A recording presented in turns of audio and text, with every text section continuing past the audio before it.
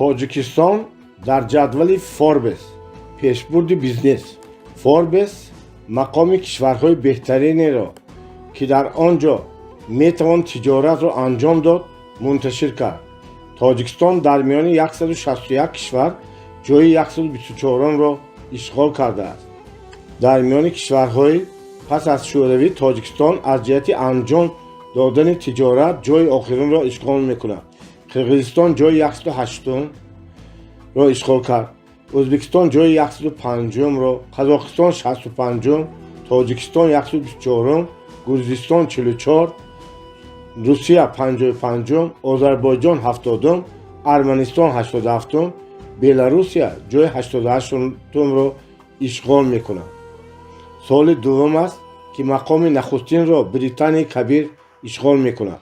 пас аз он мақомҳоро Шветсия, Ҳонг-Конг, Нидерландия, Зеландияи Нав, Канада, Дания, Сингапур, Австралия ва Швейтсария ишғол мекунад. Forbes мақоми кишварҳои беҳтарини дорои фазои тиҷоратиро таҳия мекунад. Он 161 кишварро аз лиҳози 15 омили гуногун арзёбӣ мекунад. ин омилҳо параметрҳои зеринро фаро мегиранд: ҳаққи моликият, сатҳи ҷорӣ намудани навоварӣ, сатҳи андозбандӣ, технология, сатҳи ришва, озодӣ, шахсӣ, тиҷоратӣ ва молиявӣ, бюрократизм ва ҳифзи сармоягузорон. идора кардани тиҷорат. касони комёб кореро анҷом медиҳанд, ки шахсони ноком намехоҳанд онро анҷом диҳанд. кӯшиш накунед, ки кор осон бошад. кӯшиш кунед, ки беҳтар бошад. Ҷим Рон.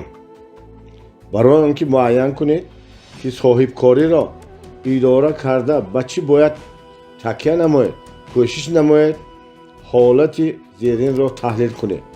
ширкати ман дар марҳилае ба мушкилоти фурӯш рӯбарӯ шуд. дар сурате ки сифати маҳсулот аъло буд, харидорон розӣ буданд. тақрибан 60-70% харидорон маҳсулотро такроран мегирифтанд, аммо бо кадом сабабе фурӯш суст буд. ба ин сабаб ҳамеша боқимондии маҳсулот ҷамъ мешуд. муддати нигаҳдории бархе маҳсулот мегузашт. фоидаоварии тиҷорат хеле паст буд. дар чунин ҳол чӣ бояд кард? маъмулан чунин посух медиҳам: бозорёбӣ, маркетингро бояд беҳтар намуд. таблиғотро бояд зиёд кард. иқдомҳоро бояд анҷом дод. маҳсулотеро ки ба муҳити нигаҳдории он мегузарад, бояд тахфиф кард. кормандонро омӯхтан лозим. шахсон тиҷоратро бештар бо гумон ва тасаввури тира анҷом медиҳанд. масалан, пешниҳоди зиёд кардани таблиғот ин пешниҳод аст, аммо ҳақиқат нест, ки он кӯмак мекунад, то вазъ беҳтар шавад. гузашта аз ин бояд изофатан харҷ кард. ҳақиқат нест, ки тахфифҳо кардан натиҷаи дилхоҳ медиҳад. воқеан бояд бар бунёди таҳлили ҳаматарафа далелҳои бебаҳс стратегия сохтан лозим аст. агар шумо тиҷоратро дар асоси гумонҳо, шунидаҳо ва машваратҳои шахсони бесалоҳият идора кунед, ниҳоят ба шикаст рӯбарӯ мешавед. комёбӣ вобаста аз сифати қарорҳоест, ки мо қабул мекунем. мо ҳар андоза бештар қарорҳои дуруст қабул кунем, ҳамон андоза бештар ба ҳадафи гузоштаамон наздик мешавем. ҳар андоза бештар қарорҳои нодуруст гирем, ҳамон андоза бештар аз ҳадаф дур мешавем. бар бунёди машваратҳои дигарон, махсусан падару модарон, тасмим нагиред. барои он ки онҳо ба андешаронии марҳалаи гузашта, онҳо ба тасаввуроти кӯҳан зиндагӣ мекунанд ва нигоҳи худро дар мавриди бисёр чизҳо ба дӯши шумо бор мекунанд. бале, ҳамаи машварати онҳо аз муҳаббаташон ба шумо аст. онҳо шуморо дӯст медоранд ва намехоҳанд, ки шумо ба қарз фурӯ равед, аммо онҳо бештар шуморо дар ҷое, ки бояд комёб бишавед, боз медоранд. бинобар ин танҳо бо машварати касоне гӯш фаро диҳед, ки дар ин соҳа таҷриба ва донишҳои зарурӣ доранд. тибқи одати мардуми мо, حتما با کلانسالان مشورت کردن لازم است. این برخوردی خوب است. اما تجربه شخصی من بازگو میکند که با آنها تنها در آن ساحه‌هایی که آنها تجربه دارند و متخصص هستند باید مشورت کرد. اما در ساحه‌هایی که آگاه نیستند آنها تنها مانع میشوند و شما را باز می‌دارند. من خود 3 بار با برادر کلانم و مادرم مشورت کردم و در نتیجه مشورت آنها برای من 10 میلیون دلار تمام شد. یعنی من این پول‌ها را از دست دادم. بنابراین باید تنها با متخصصان مشورت کرد. مسئولیت آنها کمک میکنند که شما نتیجه دلخواهتان را به دست آورید. مسئله اندیشه بیگانه. روز بازار پیرمرد پدر و پسر خردی او به شهر روان شدند. پدر ثروتمند نبود، تنها خرید داشت، اما نیکخواه بود. بنابراین خود از راه درازی پرگرد پیاده میرفت، اما پسرش خرسوار میرفت و دو راهگذاری که از این منظره را میدیدند میان خود بلند بررسی میکردند. نباید بزرگسالانان را احترام نمیکنند. هیچ آدابی نیست. پسرک گویا پادشاه باشد بر زین نشسته است، اما پیرمردی محترم پیاده میرود. پسر شرمنده تاب نآورد و پدر را باور کنند که به جای او بر خر بنشیند و خود پیاده رود. اما این وضع مدت بسیار ادامه نکرد. راهگذاری دیگر این را دیده چشمانش را کلان باز کرد و پدر را شرم داراند. اوه، تو تنبلی بیرحمی هستی. بچه بیچاره تو در این راه رنج میکشد، اما تو نمیگذاری که او سواره برود. این نیز نگاهی درست بود. پس پدر پسر را پیش خود به خرج نشاند و شد. راهگذاری که پیش او را میآمد فریاد کرد: زمین این گونه بیرحمان را چگونه میبردارد؟ خر از این دو باری وزن را بردن اندکی مانده است که از پای بیفتد، اما برای آنها فرقی ندارد. پس هر دو از شرم سرخ شدند و از خر پایین شدند. لجام آن را گرفته پیاده میرفتند. اکنون گویا کسی گفته نمیتوانست که آنها ناحقند. گروه خوشحال با آنها روبرو شد. این گروه با آنها ریشخند کرده فریاد زدند: انا ساده لوحان، برای اینها خرچی لازم که بر آن سوار نمیشوند. این لحظه پدر به سوی پسر نگریست. چهره او کاملا آرام بود و بگفت: میدانی ما چطوری که رفتار کنیم؟ اون در هر صورت با یگان کس خوش نمیآید. ما باید آن کار را انجام دهیم که به آن باور داریم. اگر شما آرزو دارید و آن را روشن میدانید، از دنبال آن بروید و پیشواز سرنوشت خویش بروید و دیگران امکان ندهید که آرزوی شما را بدزدند، شما را از آن جدا کنند.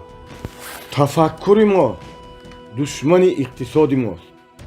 هر ملت میتواند و باید از ملت‌های دیگر بیاموزد. کارل مارکس.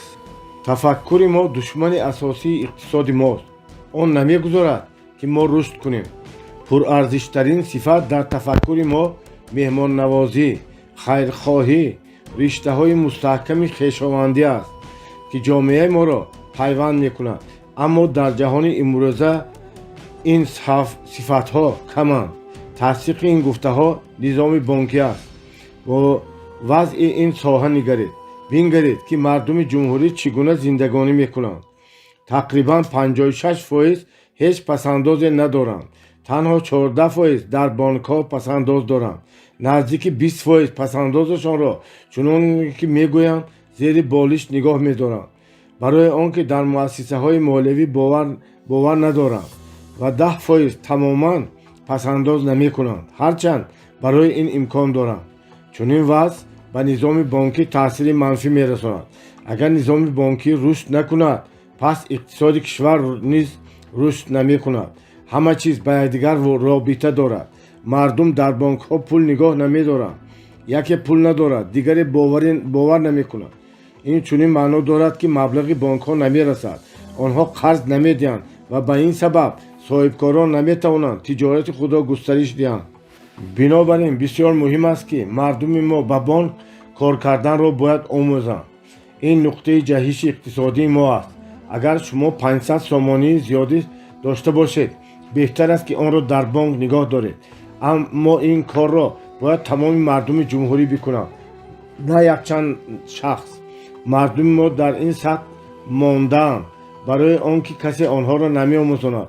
онҳо худашон аз тариқи хатоиҳо, ранҷҳо, қарзҳо, талафот он тавре ки метавонанд ба сӯи ҳадафашон мераванд. ин китоб барои онҳое аст ки мехоҳанд бо вазъи иқтисодии ҷумҳурӣ таъсир бирасонанд, бо тамоми нерӯ иқтисодро рушд бахшанд ва бо истифода аз тамоми имконот дар ниҳоят сабаби рушди он гарданд. на тамошогари камҳаракат бошанд ки танҳо аз тарафе тамошо кунанд. ин китоб барои онҳое аст ки мехоҳанд саҳми худро ҳарчанд кам бошад барои шукуфоии ояндаи Тоҷикистон бигузоранд. тиҷорати худро рушд бахшида мо иқтисоди кишварро боло мебарем, ба ватани хеш хидмат мекунем. акнун дар бораи матлаби асосие ки бояд тамоми умр дар сар нигаҳ дошт. вақте иқтисоди мо қавӣ мегардад, ҷумҳурии мо нерӯманд мешавад. иқтисод замоне қавӣ мешавад ки соҳибкорӣ қавӣ бишавад. соҳибкорӣ вақте қавӣ мешавад ки кадрҳои қавӣ ба вуҷуд оянд ва кадрҳои қавӣ вақте пайдо мешаванд ки низоми омӯзиши соҳибкорон ташаккул биёбад. агар ба мардум қоидаҳои идора кардани тиҷоратро омӯзем, кадрҳои хуб пайдо мешаванд ва идора кардани пулро бояд ба ҳама, ҳатто ба хонандагон низ омӯхтан лозим аст. он касе ки дониш ва таҷриба гирифтааст бояд маҳорати хешро ба дигарон, аз ҷумла ба хонаводаи хеш, хешовандони наздикаш ва дӯстонаш бидиҳад. танҳо ҳамон вақт тиҷорат рушд мекунад. ман умед дорам ки ин китоб ба хонандагон донишҳои зарурӣ медиҳад ва ин онҳо онро дар таҷриба истифода мебаранд ва метавонанд натиҷаҳои бисёреро ба даст оваранд. соҳибкорӣ дар Тоҷикистон. танҳо ба касе панд бидеҳ ки ҷаҳолати хешро ошкор карда дониш меҷӯяд.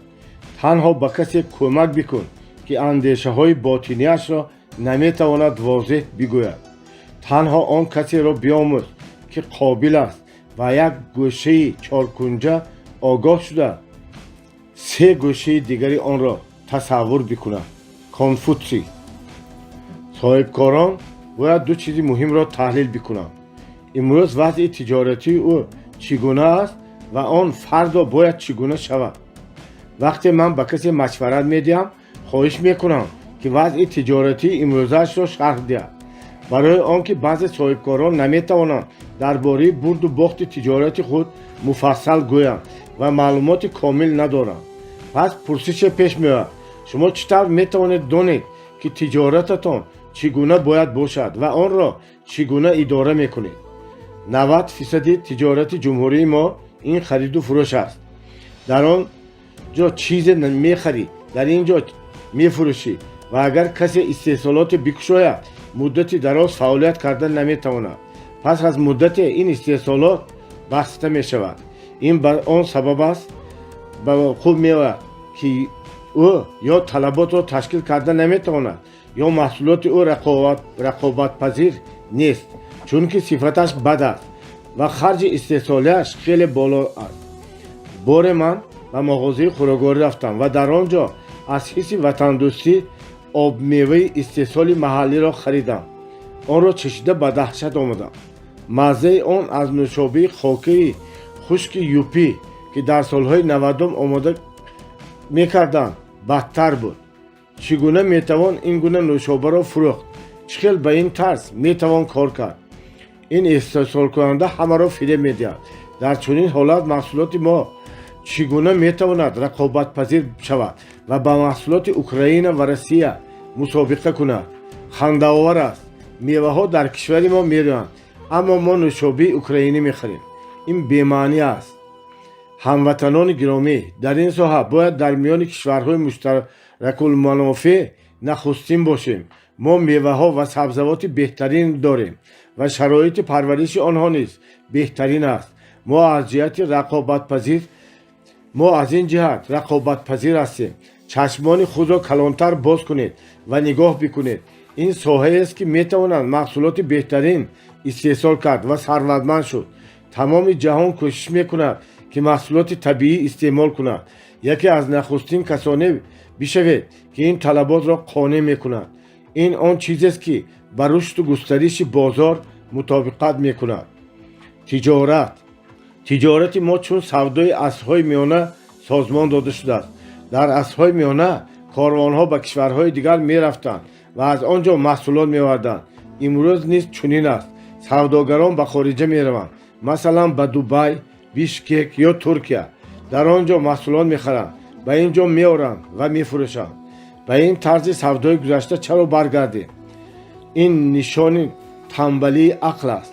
ما کاری آسان را انجام میدیم، همچنان مردمان ما را تکبر و نظربلندی میکشد. برای آنکه بسیار کسان به دعوت به دست آوردن دانش پاسخ میدهند که او به آموزش لازم نیست. او همه چیز را میداند. نسخه برداری در میان مردم مشکلی دیگری پیدا شده است. ما از همدیگر نسخه میبرداریم. مثلا میبینیم که کسی به موفقیت اتومبیل میفروشد، زود به خرید و فروش اتومبیل میپردازیم.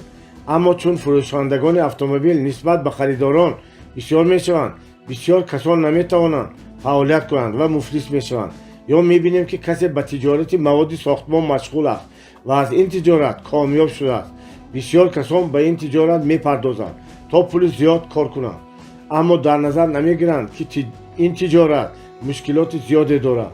وقتی ما همه تجارت کامیاب را نسخه برداری میکنیم، رقابت، کنکورنسی بسیار را به وجود میاریم و پس برای آنکه زنده بمانیم و محصولاتمان نرخ پستر میگذاریم. شما نرخ را پایین میکنید، او نرخ را پایین میکند و در نتیجه از 10 تاجر 3 نفرش مفلس میشود. بار پیش من جوانی اومد و بگفت که خانه ساختم، اما اکنون به قصد فرو رفته است و در کیسه‌اش دیدمی ندارد. او اعتراف کرد که بسیار کسانی را میداند که قرض گرفتند و ساختمان را آغاز کردند، اما توانستند که تنها نیمه خانه را بسازند برای آنکه دیگر پول ندارند.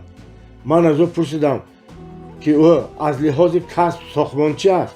پاسخ داد که از این ساحه دور می باشد و اضافه کرد که امروز میتوان در این ساحه واقعا پول کار کرد.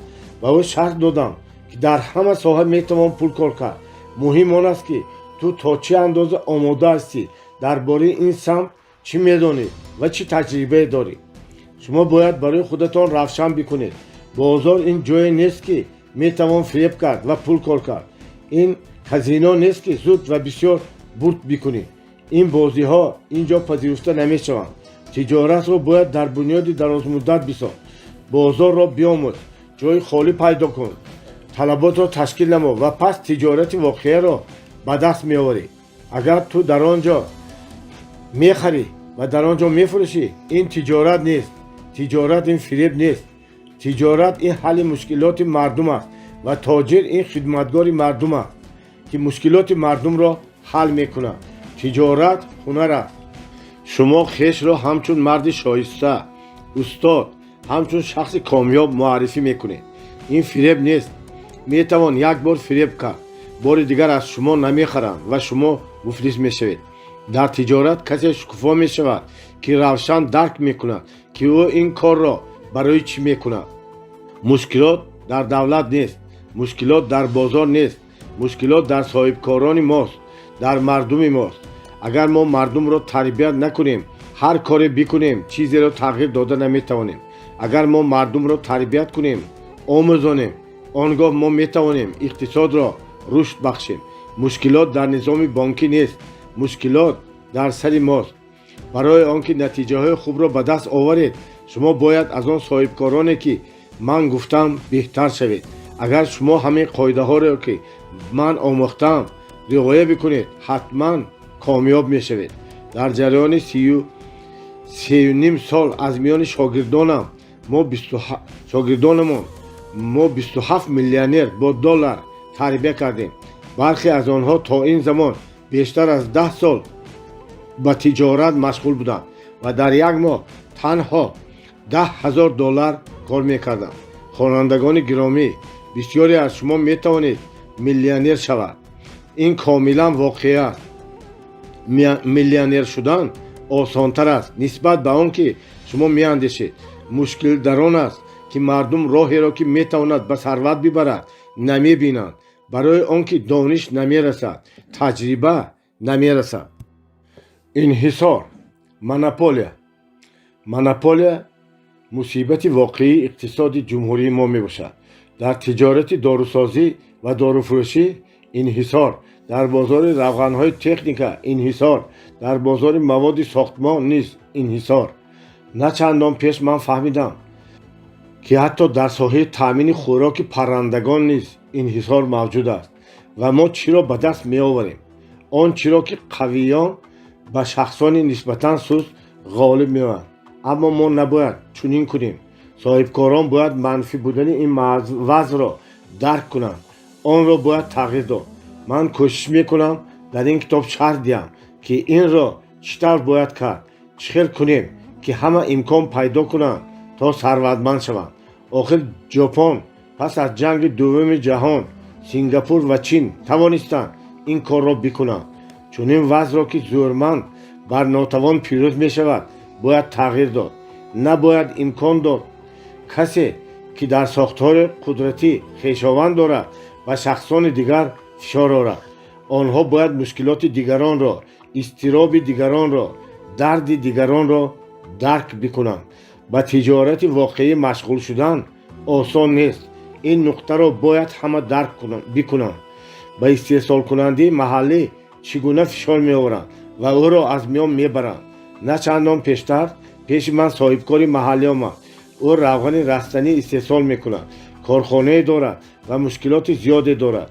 یک چند قرض به مقدار 1.5 میلیون دلار در چند بانک و تهدید واقعی مفلس شوی. به سبب آنکه قرض را پرداخت نمیتواند، بانک میخواهد کارخانه او را بفروشد. او خواهش کرد که کمک بکنم، وضع را اصلاح نمایم. من راضی شدم و پیشنهاد نمودم که برای سنجش یک مقدار محصولات بیارد و برای آن 200,000 دلار گذاشتم. معمولا من کوشش میکنم به کسانی که استحصال میکنند کمک میکنم، نه به کسانی که به تجارت مشغولند. او استحصالات محصولات خود را آورد، اما حتی به فروش آغاز نکرده شرکت هایی که این محصولات را میفروختند نرخ آن را پایین آوردند. و این سبب صاحبکار نتوانست این مقدار محصولات خود را با نرخ مناسب فروشد. اینجا من پول کار نکرده با دشواری پول خود را گرفتم. من روشن کردم چرا چنین شد. آخر او برنامه خوبی تجارتی داشت. در این ساحه از سال 2007 کار میکرد. معلوم شد که رقیبان چون دیدند که او مقدار روغن رستنی و کنجاره را برای فروش آماده کرد، زود برخاست نرخ محصولات خود را پایین آوردند تا او را از بازار بیرون کنند. و چون آنها شرکت بزرگ دارند و پول زیادی دارند، میتوانند نرخ را ارزان کنند تا آنهایی را که به این تاکتیک تاب نمیآورند از بازار بیرون کنند. صاحبکار شناس نوی من این گونه پول نداشت که در این مبارزه ناعادلانه به آن تکیه کند. بالاخره در کارخانه او بیشتر از 100 نفر کار میکنند. اگر مؤسسه مفلس شود همه آنها کار را از دست میدهند. با چنین عملها ما استحصال کنندگان محلی را از میان میبرداریم. شاید بعضی ها فکر میکنند که با این روش آنها پول بسیار کار میکنند. این ظاهر گردیدن تفکری محبس است. اگر در محبس که همیشه سرکرده دارد دعواگر دیگری پیدا شد آن را از میان میبرند. در محبس چنین رفتار میکنند. اما ما در محبس نیستیم، ما در تجارتیم. ما باید برای همه شرایطی برابر فراهم آوریم.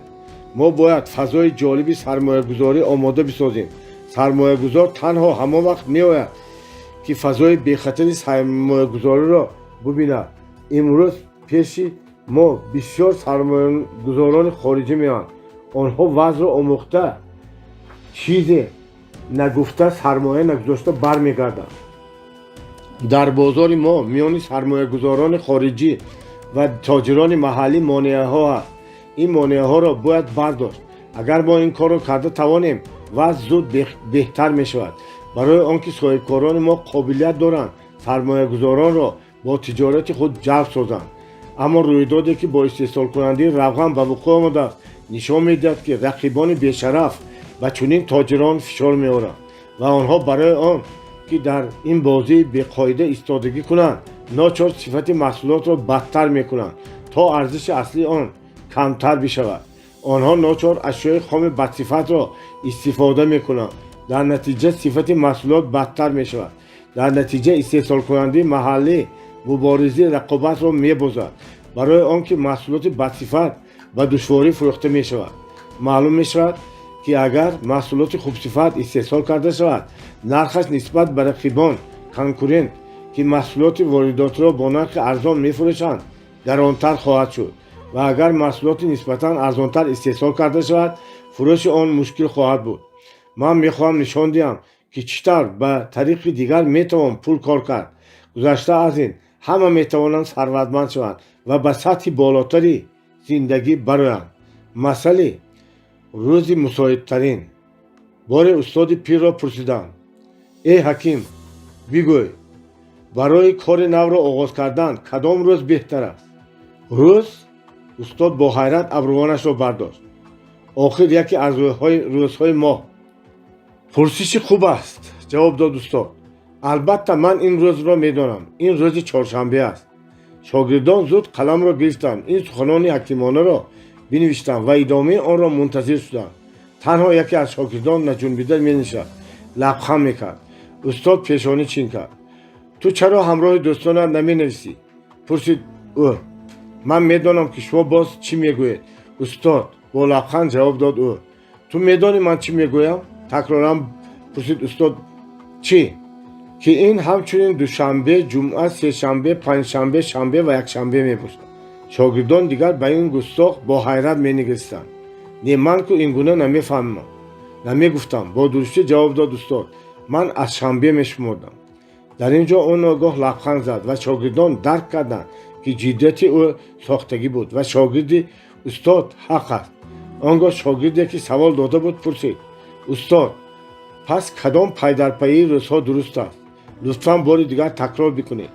استاد نفس بکشید و سرش را به شاگردی که چیزی ننوشته بود بجنباند. تنها یک روز، گفت او، امروز. ایدئولوژی تجارت را باید تغییر داد. کامیابی را از ناکامی رشد ببخشید. مانع و ناکامی دو زینه وفادارترین کامیابی میباشند. دیل کارنگی. ما باید ایدئولوژی نو را تشکل بدهیم. ایدئولوژی امروزی به بنیاد ترس در برابر تجارت میباشد. همه درباره دشواری‌ها، مشکلاتی که هنگام مشغول شدن به تجارت پیش میآید میگویند و درباره این ساحه اندیشه منفی دارند. پدران و مادران، خویشاوندان و دوستان بیشتر توصیه میدهند که باید صاحبکاران خود را به خطر ناندازند و تجارتشان را بندند و شخصانی که هنوز به تجارت مشغول نیستند از آغاز کردن تجارت میترسند. بنابراین در این آخر مقدار تاجران خیلی کم شده است. در داخل جمهوری چنین حالت به وجود آمده است. مناسبت بیرونی با تاجیکستان را نیز نمیتوان مثبت نامید، برای آنکه بازار داخلی کشور را خارجیان خطردار میشمارند. آنها چنین میشمارند که در اینجا تجارت کردن دشوار است. چنین آبرو را ما خودمان به وجود آوردیم. در این ما خود گناهکاریم.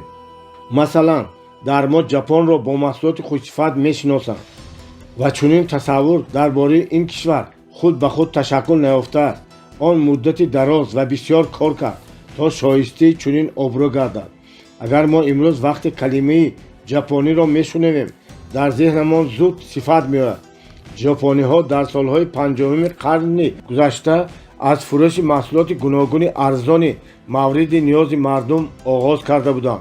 این مال ها بازار کشورهای دیگر را پر کردند اما فایده زیاد نآوردند. آهسته آهسته ژاپنی ها درک کردند که آنها نمیتوانند اقتصاد خود را به این راه بالا برند. بعدتر در سالهای 60 تاجران ثروتمندترین تصمیم گرفتند که باید متحد شوند، باید تغییر یابند، باید محصولات دیگر استحصال کنند. کلمه ژاپنی را باید همه با صفت خوب یکجا بدانند. در اول غیر واقع مینمود و همه چنین مینمود که نمیتوان نتیجه بزرگی را به دست آورد. اما آهسته آهسته مردم باور کرد که به دست آوردن آبروی استحصال کننده محصولات خوش‌صفت کاملا امکان پذیر است و همین گونه میتوان به بازارهای نوی فروش محصولات را аз худ кард. Масалан, агар шумо ягон маҳсулоти хушсифати истеҳсолкунандии ғарбиро арзонтар пайдо бикунед, албатта он чизеро ки арзонтар аст мехаред. агар сифати маҳсулоти дигар ҳамин гуна бошад, пас пули зиёд додан чӣ лозим? ҷопониҳо дарк карданд ки ин бартариро метавон истифода кард то шоистаи боварии харидорон шаванд ва ба ин самт ҳаракат карданд. мо низ инро метавонем. албатта бархе соҳибкорон метавонанд бигӯянд тиҷорати ман хурд аст, ман чӣ метавонам бикунам, аммо онҳо иштибоҳ мекунанд. мо ҳамроҳ метавонем ба вазъ таъсир расонем ва ҷумҳуриямонро шукуфо бисозем, рушд бубахшем. мо чунин нерӯ дорем. мо метавонем ин корро анҷом диҳем. мо бояд танҳо дар ин самт ҳаракат бикунем, вагарна нисбат ба имрӯз ҳолат бадтар хоҳад шуд. мо интихоби дигар надорем. мо роҳи дигар надорем. асрори комёбии давлатҳои Осиё ё модели осиёии идора. дар роҳи интихоби модели самарабахши идоракунӣ, ҷумҳуриҳои Осиёи Миёна бояд таҷрибаи кишварҳои дигарро биомӯзанд. 5 кишварро метавон ҳамчун намунаи рушди пешрави иқтисодӣ овард. ҳамаи ин кишварҳо осиёиянд: ҷопон, Кореяи Ҷанубӣ, Тайван, Гонконг ва Сингапур. имрӯз ба ин кишварҳо боз як бозигари пурқудрат Чин пайваста аст. таҷрибаи ин кишварҳо нишон медиҳад, ки давлати муваффақи рӯ ба рушд бояд дар навбати аввал саноати худро рушд бахшад. он бояд ба сифати шароити зарурӣ сиёсати ҳимоят аз саноати дохилиро истифода барад. пас ҳар кишвар бояд дар оғоз саноатсозии дохилиро анҷом диҳад ва пас ба бозорҳои содиротӣ барояд. бояд эътироф кард, ки ҷопон ба ҳамаи кишварҳои минтақа таъсир гузошт. яке аз нахустин кишваре гардид, ки тавонист дар қатори кишварҳои иқтисодияшон рушдёфта қарор бигирад. ҳамин тавр раиси ҷумҳурии Корея Пак Чон Хи, ки дар солҳои 1961-1979 раёсати ҷумҳуриро ба уҳда доштааст ва ӯро падари мӯъҷизаи иқтисодии Корея меноманд, пайрави андешаҳои ҷопонӣ буд. хатмкардаи Академияи императории Ҷопон ва лейтенанти пешинии артиши Ҷопон дар кишвари худ ҳамеша сохтани ширкатҳои содиротиро таблиғ мекард. чун раиси ҷумҳурии Кореяи Ҷанубӣ шуд, ҷиҳати саноатисозии кишвар барномаҳои баландпарвозро амалӣ сохт. ӯ ҳатто дар соли 1974 гузориши Бонки ҷаҳониро сарфи назар кард.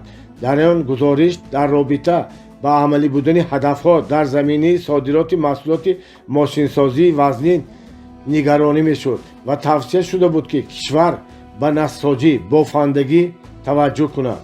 аз ҷопон намуна гирифта, Пак Чон Хи ба истеҳсоли пӯлод, киштисозӣ ва баъдтар ба автомобилсозӣ ва нимноқилсозӣ афзалият дод ва ӯ ҳақ баромад. имрӯз Кореяи Ҷанубӣ аз баракати сиёсати дурусти иқтисодӣ аз лиҳози маҷмӯи маҳсулоти дохилӣ дар ҷаҳон ҷойи 11-ро ишғол мекунад. ислоҳгари бузурги Чин Дэн Сяопин ҳамеша сиёсати нави иқтисодии Лениниро, ки дар солҳои 20-уми қарни гузашта дар Иттиҳоди Шӯравӣ амалӣ гарда буд, намунаи сиёсати муассири иқтисодӣ мешумурданд. ӯ ин сиёсатро чун намунаи ислоҳоти солҳои 1980-уми Чин пазируфт. Дэн Сяопин дар бораи зарурати навсозии 4 соҳа гуфта буд: саноат, кишоварзӣ, мудофиа ва илм. ӯ дар оғоз ба таҷрибаи шарқи ғарбӣ, аслан Югославия, майл мекард ва ниҳоят модели ҷопониро чун намунаи тақлид пазируфт. ду созмони калидии Чин, ки дар соли 1979 таъсис шуданд, иттиҳоди назорати сифат ва иттиҳоди идораи соҳибкорон, ҳазорон роҳбарони чиниро ба баҳрагирӣ аз андешаҳои ҷопонӣ биомӯхтанд. ба ду соҳаи содиркунанда дар рушди саноати Чин бартарӣ дода шуд. шабакаи рехтагарии пӯлод, киштисозӣ, автомобилсозӣ, технологияи хуб. таҳаввулоти андешаҳои рушди саноати олмонӣ, ҷопонӣ, кореоӣ, чиниро метавон шартан чун занҷираи брендҳои Мерседес, Тойота, Гели ва Сименс, Сони, Самсунг, Хаксоми тавсиф кард. همه کشورهای در حال رشد آسیا در رشد خویش حتی در کشاورزی توجه داشتند به صادرات را معیار اصلی انتخاب کردند. بنابراین آنها محصولات بسیار فایده‌آور کشاورزی را تخصص خویش قرار می‌دهند. همینطور تایوان در استحصال محصولات کنسروگی پیشتاز میباشد. ژاپن گوشت بسیار قیمتی واگیو، ماهی و میوه را موفقانه میفروشد. و همین مطابق تحقیقات دیچه بانک استحصالناکی کار فرمری کره جنوبی که رستنی عنعنوی برنج پرورش می‌نماید نسبت به استحصالناکی کار فرمری چینی در نوبت اول بنابر استفاده تکنولوژی‌های نو 40 برابر بیشتر است. باید خوب درک کرد که به ساحه کشاورزی نیز باید یاری مالی سوبسید داد. تنها برای آنکه در بازار بین المللی کشاورزی جنگ سوبسید ادامه دارد. این حقیقت را نمیتوان صرف نظر کرد. باز یک عامل اقتصادی دیگر را باید در نظر گرفت. ژاپن، کره و چین سیاست نظارت گردش سرمایه در نوبت اول نظارت ارزش پولی ملی را ادامه میدادند و میدهند. نشان دهنده های نمونه ژاپن زیر فشار آمریکا مکانیزم های نظارت گردش سرمایه را تنها در سال 1985 از میان برد.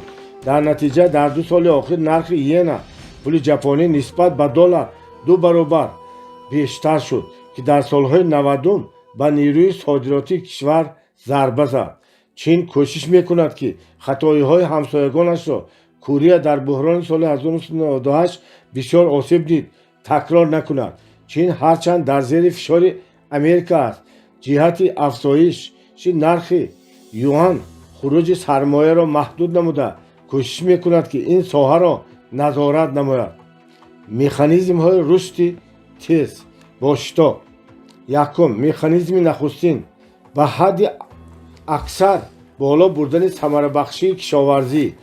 آخر در کشورهای نادارترین بیشتر مردم به این ساحه مشغول می باشند. تجربه کشورهای از جهت اقتصادی موفق آسیای شرقی نشان داد که این کار را می توان از راه اصلاحات شبکه کشاورزی در خواجگی های خانوادگی فرمری انجام داد. این روش امکان می دهد که همه نیروی کاری موجود استفاده برده شود. سطح حاصلناکی و محصولات کشاورزی به درجه بلند برداشته شود. دخالت اصلی دولت در این مرحله این است که در اول زیادی محصولات را به وجود آورد که آن در نوبت خود طلبات را به محصولات و خدمتگزاری بیشتر می نماید. دوم، مکانیزم دیگر سرمایه گذاری در صنعت کارکرد و جلب صاحبکاران به این ساحه می باشد. این یکی از سمت‌های برتر افضلیتناک است. گذشته از این در کشورهای پیشرفته آسیای شرقی دولت‌ها جهت تیزاندن رشد تکنولوژی در صنعت کارکرد روش نو را استفاده می‌برند. یعنی آنها به مؤسسه‌هایی که محصولات خویش را صادر می‌کنند کمک پولی سوبسید می‌دهند. این گونه یکجا نمودن تدبیرهای تاثیربخش سرعت صنعت‌سازی را در کشورهای پیشرفته آسیا تا سطح نادیدنی شتاب بخشید. سوم، مکانیزم سوم رشد باشتاب دخالت و بخش مالیوی جهت جلب نمودن سرمایه برای رشد ثمره بخش کشاورزی مقیاساً خرد و صنعت کارکرد می باشد. در این صورت دولت باید حل وظیفه های استراتژی نام برده مبلغ روانه نماید که آن امکان می دهد که در آینده نه فایده کم مدت بلکه فایده بسیار به دست آورده شود. این فرقیت روش ها را دولت باید به نظر گیرد و سرمایه را به ساحه های اقتصادی از جهت استراتژی مهم جلب نماید.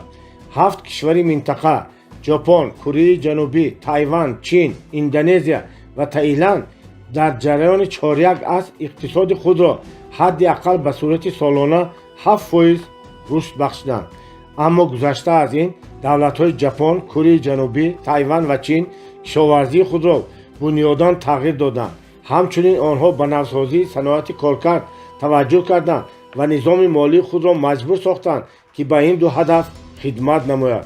همین گونه آنها کامیابی حیرت انگیز به دست آوردند. در کشورهای آسیای جنوبی شرقی مالایزیا، اندونزیا و تایلند با وجود مدت زیاد رشد حیرت‌انگیز اقتصادیشان دولت‌ها در ساحه کشاورزی اصلاحات بنیادی برگزار نکردند و مؤسسه‌های استحصالی در بازار جهانی رقابت کننده تأسیس نکردند.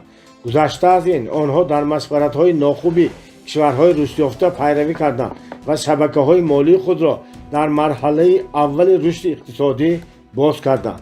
در نتیجه آنها با مفلسی، پس شدن ارزش پول ملی، پس‌روی سرعت رشد روبرو شدند. عبرت‌آموز است که امروز در اندونزیا و تایلند مجموع محصولات داخلی به سر اهالی در یک سال مطابقاً تنها $3000 و $5000 می‌باشد و سطح ناداری در این کشورها تا حال بلند است. برای مقایسه در کره جنوبی و تایوان مجموع محصولات داخلی سالانه به سر اهالی تقریباً $20000 می‌باشد. این کشورها در پایان جنگ دوم جهان یخ‌خیله در حال کمبغلی بودند. همینطور سه استراتژی کشاورزی، صنعتی و مالیوی کامیابی و ناکامی هر کشور را معین می‌کنند.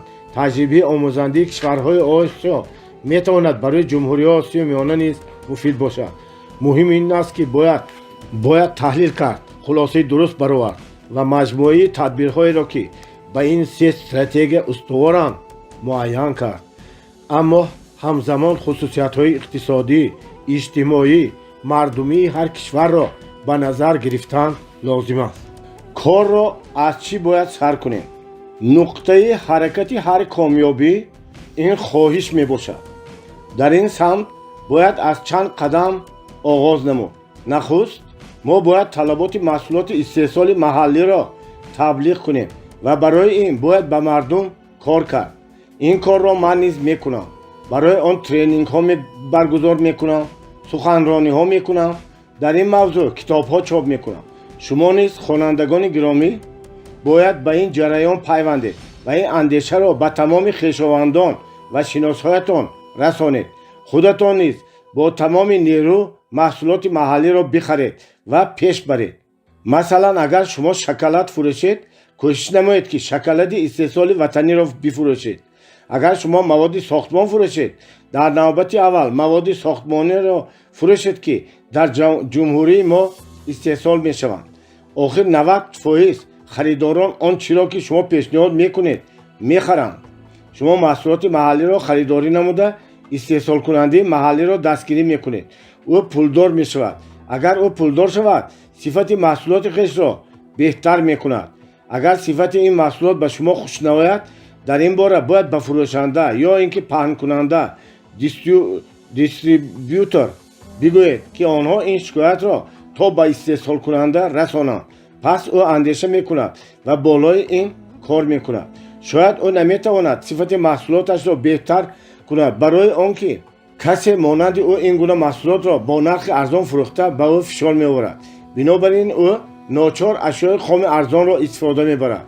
اما در هر صورت حتی از مالهای استحصال محلی کوشش کنید همانش را خرید که صفتش بهتر باشد.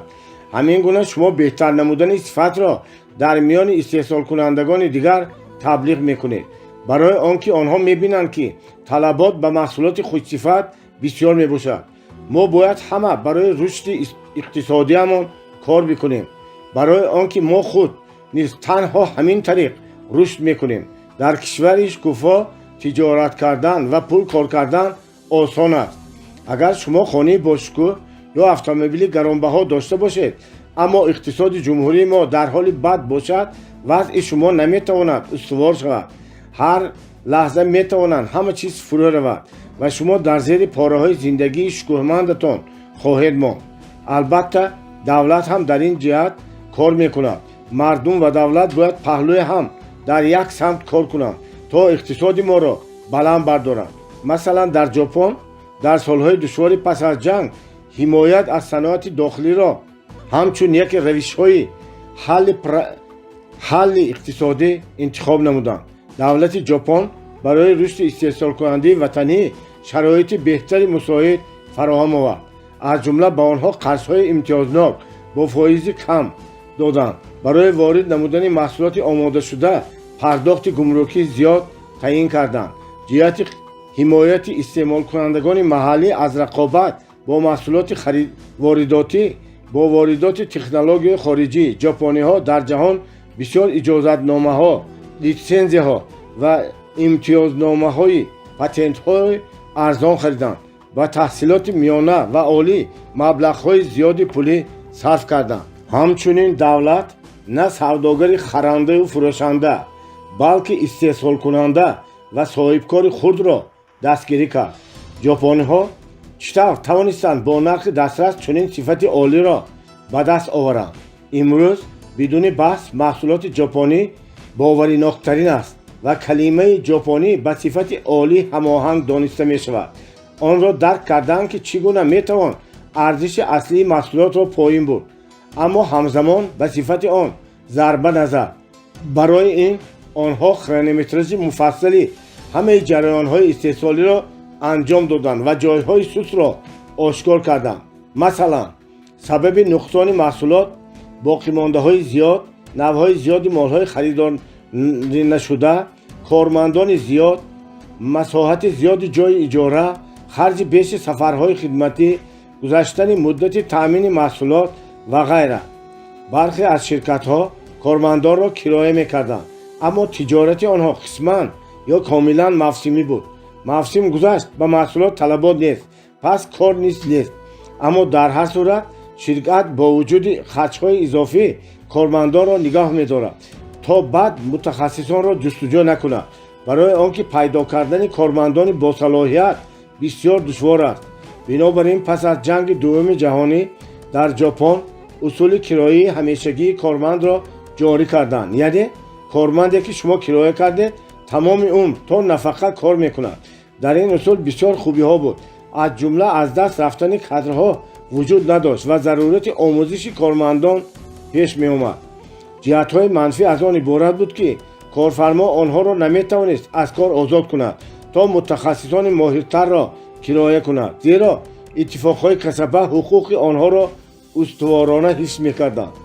омӯзиши ҳамаҷонибии ҳар тиҷорат, аз ҷумла аз тариқи хронометражи ҷараёнҳо ва амалҳои кормандон боиси кам шудани талафот гардид ва он ки он сабаби қиматтар шудани маҳсулот мешуд.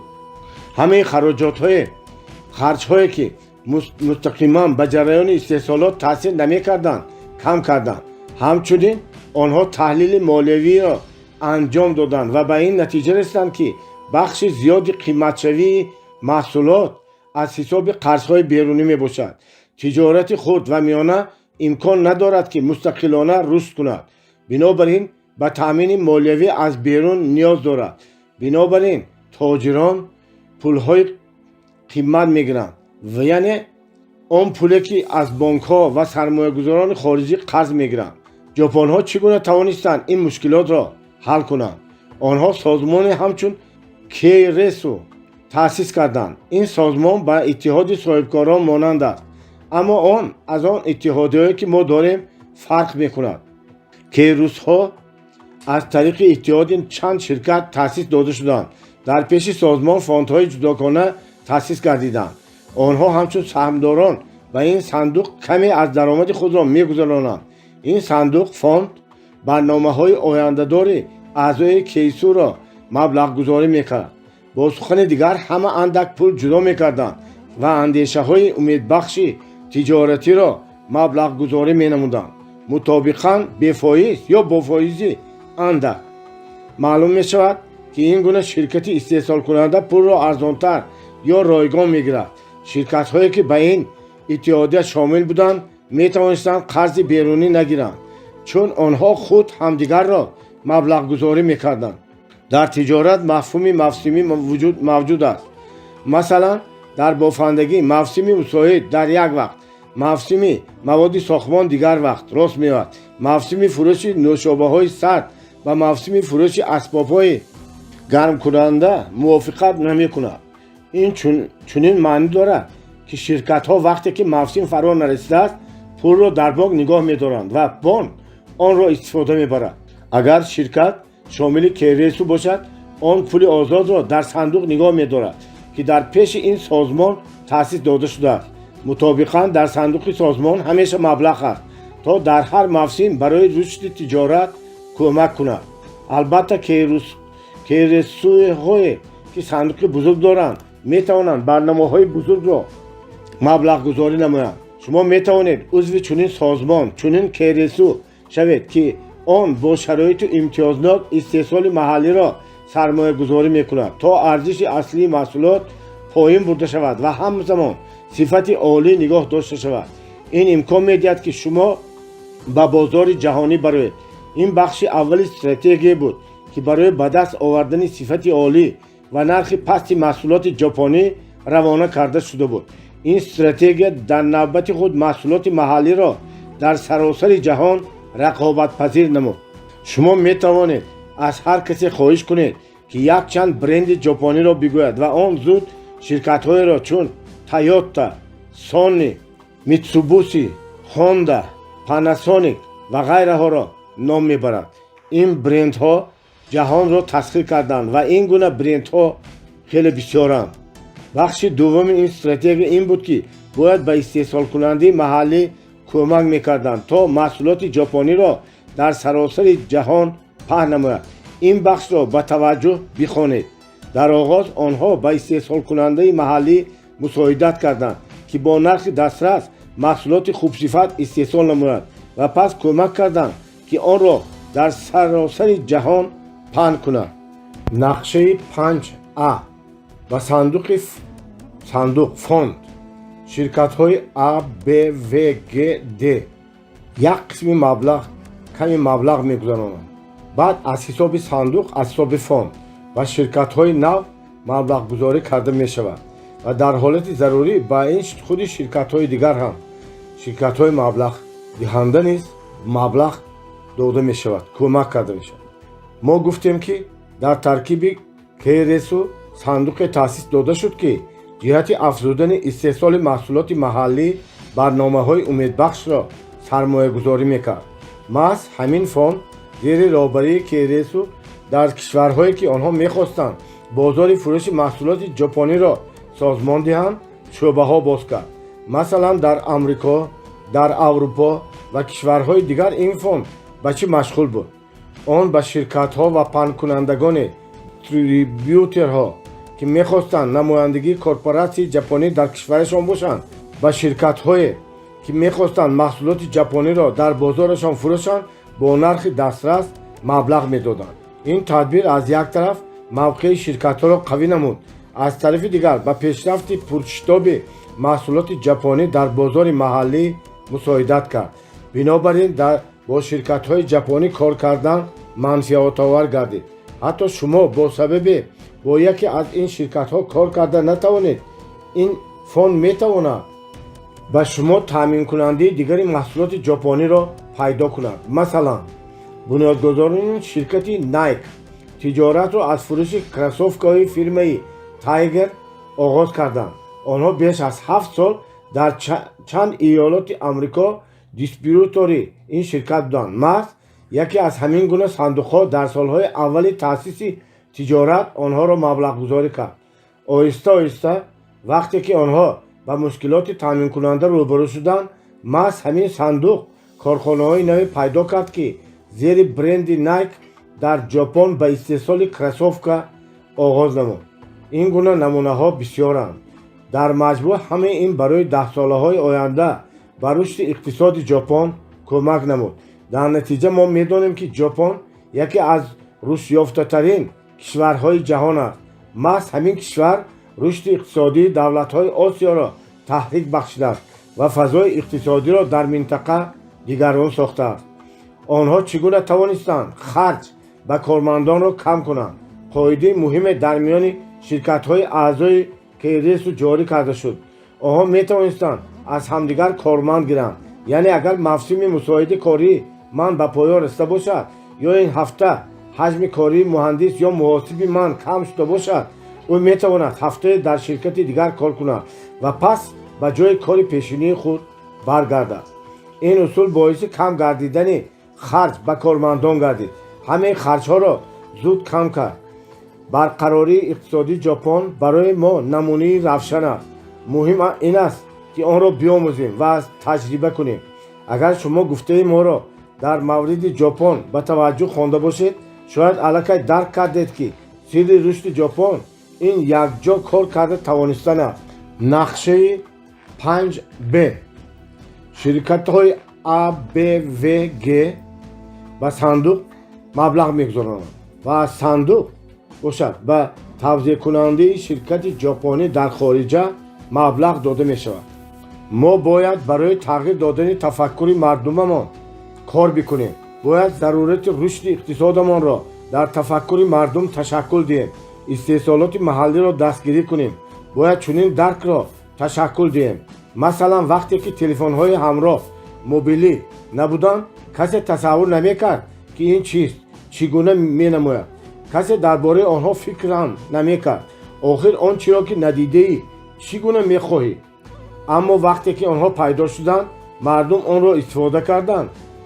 به این محصولات طلبات پیدا شد. با کامپیوترها نیز چنین روی داد و امروز بخش بسیاری مردم زندگی خود را به کامپیوتر و اینترنت تصور نمی کنند. بنابراین وقتی کسی میگوید که این امکان ناپذیر است او ماهیت مسئله را درک نمی کند. استحصال تاجیکستان باید با محصولات طبیعی هم معنا باشد. منطق ما را از نقطه A به نقطه B میبرد. تصور در همه جا راه میسازد. آلبرت اینشتین. من در کشورهای گوناگون جهان در میان چند صد نفر پرسش انجام دادم. در روسیه، قزاقستان، قرقیزستان، اوکراین، بلاروسیا، چین و مالزیا. پرسش چنین بود: شما کلمه تاجیکستان را با چی هماهنگ میسازید؟ با دو کلمه تصویر بکنید. پاسخها چنین بودند: کشور نادار، بیکاری، جنگ داخلی، مردکاری و غیره. به همه این بخش بیشتری پرسیده شدگان نوشتند که نام تاجیکستان برای آنها با ناداری و مردکاری هماهنگ است. این سال من در تاجیکستان همین گونه پرسش را انجام دادم. در آن نزدیکی 1000 نفر شرکت نمودند. برخی پاسخها تفاوت داشتند و برخی دیگر مانند بودند: کوهها، هوای تازه، ناداری، بیکاری، مردکاری، نااستواری و غیره. این آن چیزی است که در اندیشه مردم ماست. فرقیت ها را میگذاریم و آن چرا که در هر دو پرسش مانند است میگیریم. نتیجه قناعت بخش نیست. هم در خارج و هم در داخل کشور تاجیکستان با کلمه های ناداری، بیکاری و مردکاری ifade می شود. بیایید به یاد بیاوریم 30 سال قبل کسی درباره ما اندیشه نمیکرد. بله و خود ما نیز درباره کشورمان چنین تصوری نداشتیم. در آن زمانها هماهنگی کاملا دیگر بود. وارثان مردم باستانی فرزانه، طبیعت زیبا، اقلیم نرم، مهمان نوازی، دلگشادگی و شرفمندی. این سخنان من نیستند. این سخنان را در سالهای 80 به من کسانی گفتند که در کشور ما بودند یا درباره تاجیکستان شنیدند. چه تغییر یافت؟ ما خودمان سیمای نوی کشورمان را ساختیم. ما خودمان در جهان درباره خود همون گونه ساختیم. همون گونه سازی ساختیم. مهم نیست که این چگونه روی میدهد. شاید این نتیجه دوره دشواری باشد که ما از سر گذراندیم، اما حقیقت است. ما باید این قالب را، این استریوتیپ را تغییر دهیم. این وابسته از هر شهروند است. این وابسته از تلاش او برای رشد کشور، از کار مشترک مردم و دولت است. ما باید کشورمان را چون جای مناسب، بی خطر برای استراحت خانواده ها که در آنجا میتوان سلامتی را برقرار نمود معرفی نماییم. ما باید کشورمان را همچون جایی که در آنجا مردم مهمان نواز زندگانی میکنند، محصولات طبیعی استحصال میشود، آب تازه، طبیعت تازه دارد معرفی کنیم. محض همین گونه معرفی کمک میکند که وضع موجوده را اصلاح سازیم. مثلا اگر ما کلمه لنین را بشنویم آن را با کمونیسم هماهنگ میسازیم. زمان کلمه ژاپنی را میشنویم آن را با صفت هماهنگ میسازیم. ما باید خود را چنین معرفی بکنیم که کلمه تاجیکستان با کلمه طبیعی هماهنگ هم معنی باشد. محصولات طبیعی، آب طبیعی، آرایش طبیعی، холинҳои табиӣ, пӯсти табиӣ ва ғайра. Тоҷикистон ҷойи истироҳати хонаводагӣ аст. Инро бояд ба даст овард. муаррифинамоӣ аз ҷиҳати худ аз чизҳои худ оғоз мешавад. нуқтаи нахустини тамос ба ҷаҳони берунӣ ин фурудгоҳ ва муносибати кормандон ба меҳмонони хориҷӣ аст. дар фурудгоҳ бояд фазои хонаводагиро созмон дод. хидматгузории олӣ, ғамхорӣ, одоб ва меҳмоннавозӣ. дар ҳамаи кишварҳое ки сайёҳӣ, туризм рушд кардааст, чунин рафтор мекунанд. соли 2008 ман ба Шарм ал-Шайх парвоз кардам. онро ҳеҷ гоҳ фаромӯш намекунам. дар назди ҳоҷатхонаи фурудгоҳ нигаҳбон меистод ва дари онро барои мо боз мекард. ман ёд дорам, ки кормандони хадамоти муҳоҷират бағочи маро оварданд ва гуфтанд: хуш омадед ба Шарм ал-Шайх. ин гуна муносибатро наметавон фаромӯш кард.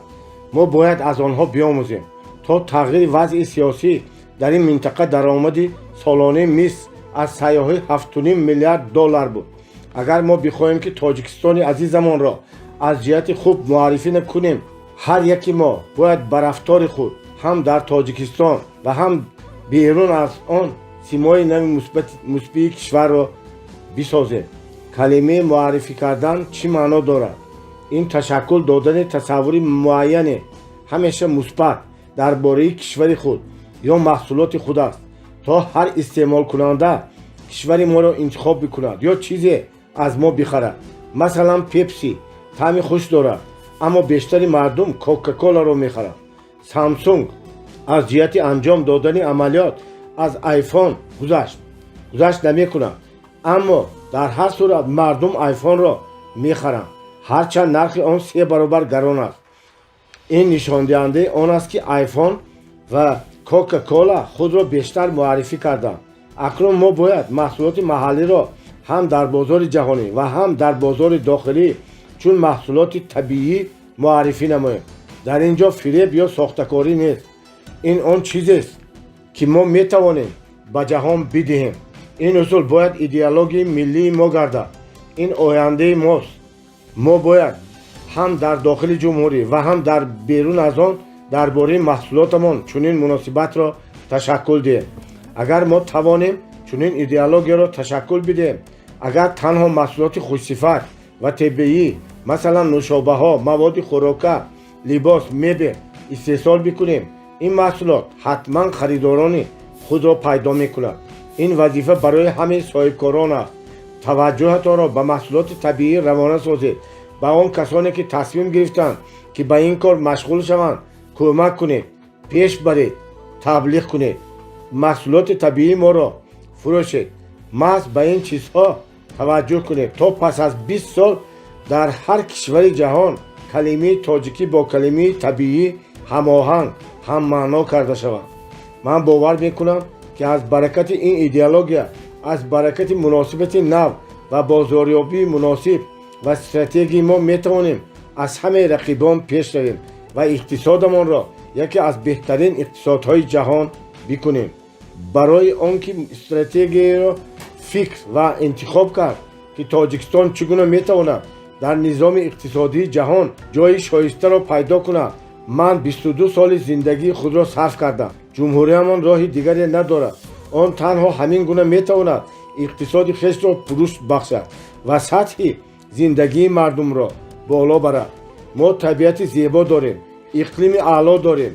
бинобар он бояд худро ҳамчун истеҳсолкунандаи маҳсулоти хушсифати табиӣ муаррифӣ кунем ва бояд аз худ оғоз бикунем. агар шумо ба тиҷорат машғул бошед, пас танҳо маҳсулоти маҳаллии табииро бифурӯшед. дар шумо бояд чунин тарзи тафаккур ташаккул ёбад. ман бовар мекунам, ки агар ба ҳазорон соҳибкорон ин андешаҳои моро диҳем, стратегия ва тактикаи амалиёт дар ин самтро омӯзем, пас метавон ба вазъи иқтисодии мо таъсир кард. метавон ҳаракат дар ин роҳро оғоз намоем. он чуноне ки Лао Цзин и бузург гуфтааст, роҳи 1000 мил аз як қадам сар мешавад. мо бояд ба ин андеша таваҷҷӯҳ бикунем, инро орзу кунем, дар ин бори биандешем, ба даргоҳи худованд бо талаби ин дуо бикунем.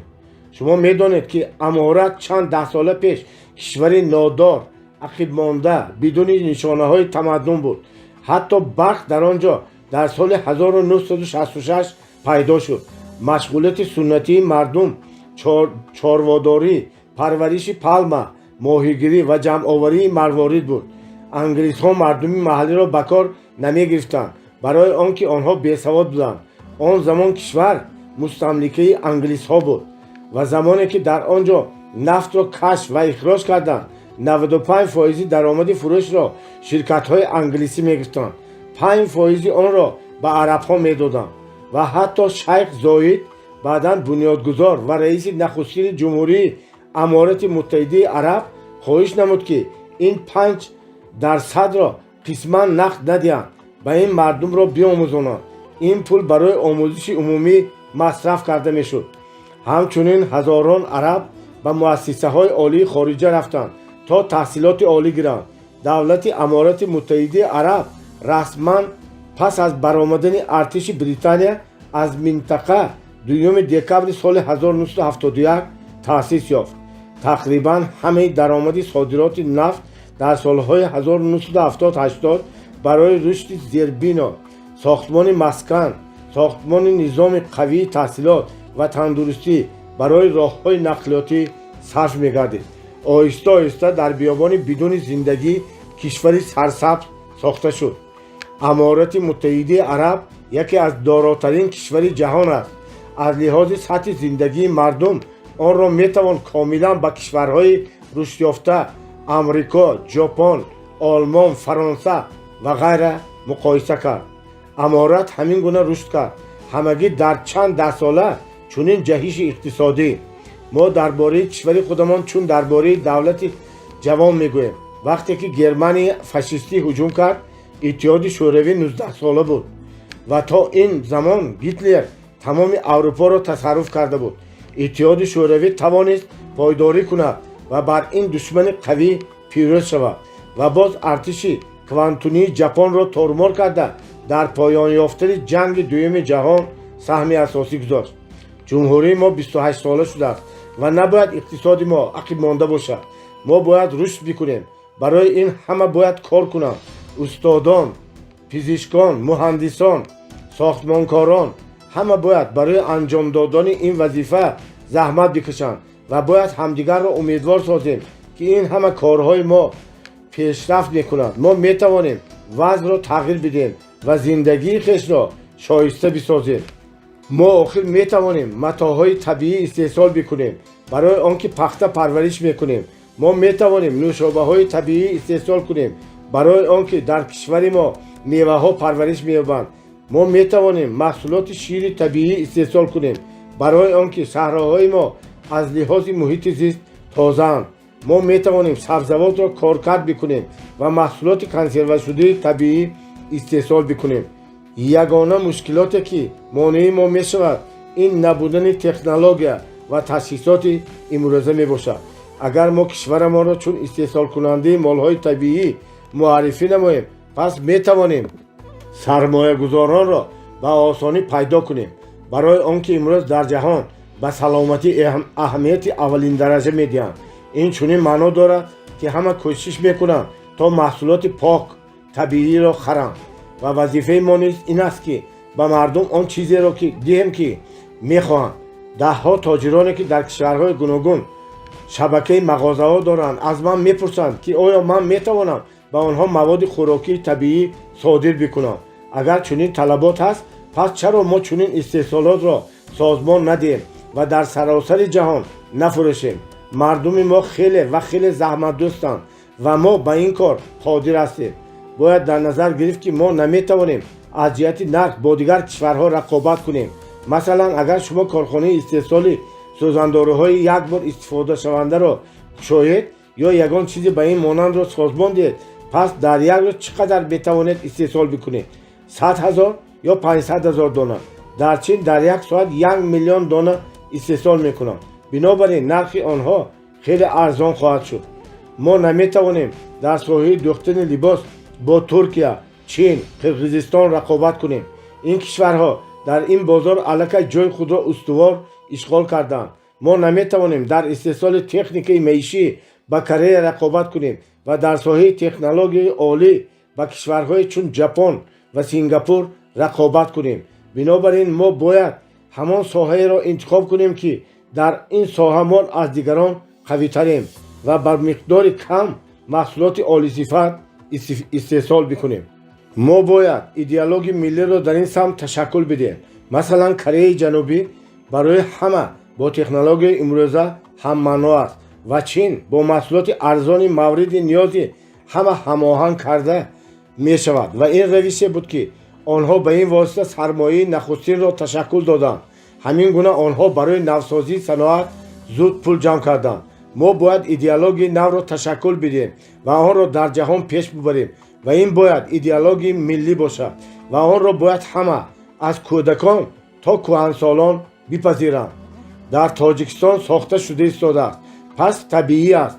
محصولات طبیعی، آب طبیعی، آرایش طبیعی، قالین‌های طبیعی، پوست طبیعی. تاجیکستان جای استراحت خانوادگی است. همه باید بدانند که تنها کار مشترک در این سمت میتواند وضع را تغییر بدهد. 5 سال میگذرد. این استراتژی نتیجه میدهد که ما آرزوی آن را نمیکردیم. از طریق برنامه‌ریزی قدم به قدم ما میتوانیم بسیار چیزها را به دست آوریم و انتخاب دیگری نداریم. یا ما این کار را انجام میدیم یا وضع ما بدتر خواهد شد. مسئله توجه. بار استاد پیر چینی و شاگرد خود گفت لطفاً به این اتاق نگاه بکن و کوشش نما که همه آنچه که رنگ قهوه‌ای دارد پیدا بکنی. جوانمرد نگاه بکرد. در اتاق اشیاء قهوه رنگ بسیار بود. چهارچوبی، چوبین صورت‌ها، دیوان، چوبی پرده، مقاوی کتاب‌ها و بسیار چیزهای خرد گوناگون دیگر. اکنون چشمانت را بپوش و همه اشیایی که رنگ کبود دارند نامبر بکن. خواهش کرد استاد. جوانمرد سراسیمه شد. من چیزی را مشاهده نکردم. پس استاد بگفت چشمانت را باز بکن. نگاه بکن که در آنجا چقدر اشیاء کبود رنگ بسیار است. این درست بود. گلدان کبود، چارچوبه کبود صورت‌ها، قالین کبود. شاگرد پاسخ داد این حیله است. آخر من با دستور شما اشیاء قهوه رنگ را جستجو کردم، نه اشیاء کبود رنگ را. استاد آرام نفس کشید و لبخند بزد. محض همین را من میخواستم به تو بگویم. تو جستجو کردی، تنها رنگ قهوه‌ای را پیدا کردی و تو نیز در زندگی همین گونه روی میدهد. تو تنها چیزی بد را جستجو و پیدا میکنی، چیز خوب را از دست میدی. به من آموختند که همیشه چیزی بد را انتظار باش و پس هیچگاه ناامید نمیگردی. اگر رویدادی بدی رخ ندهد پس مرا هدیه خوب انتظار است. اگر من همیشه بر رویداد خوب امید بندم پس شاید خطر ناامیدی مرا انتظار است. باور بر رویداد بد ما را مجبور میسازد که چیزهای خوب را از نظر دور بسازیم. در زندگی ما چنین روی میدهد. اگر چیزی بدی را امیدوار باشی حتما آن را به دست میاری و برعکس. باید چنین نقطه نظر را پیدا کرد که در آن همه چیز معنای مثبت پیدا بکند. از این دقیقه تو در همه رویداد چیزی مثبت را جستجو خواهی کرد.